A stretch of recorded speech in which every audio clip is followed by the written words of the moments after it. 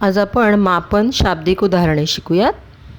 बागेतील चालण्याच्या रस्त्यावरून एक फेरी पूर्ण केली की 250 मीटर चालणे होते।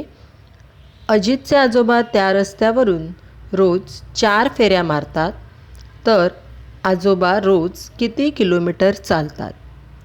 या उदाहरणामध्ये दिलेली माहिती आहे एका फेरीचे अंतर 250 मीटर। अशा एकूण 4 फेऱ्या मारल्या जातात, म्हणून एकूण अंतर काढण्यासाठी 250 गुणिले 4 बरोबर 1000 मीटर आणि 1000 मीटर म्हणजेच 1 किलोमीटर। आता पुढील उदाहरण बघा।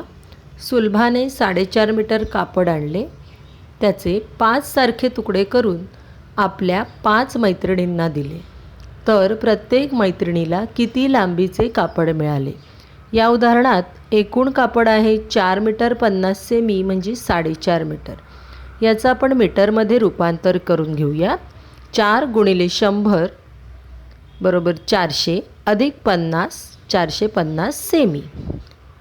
या 450 सेमी कापडाचे 5 समान तुकडे केलेले आहेत, म्हणून प्रत्येक मैत्रिणीला मिळालेले कापड काढण्यासाठी आपण 450 भागिले 5 करूयात। 90 सेमी। प्रत्येक मैत्रिणीला 90 सेमी लांबीचे कापड मिळेल।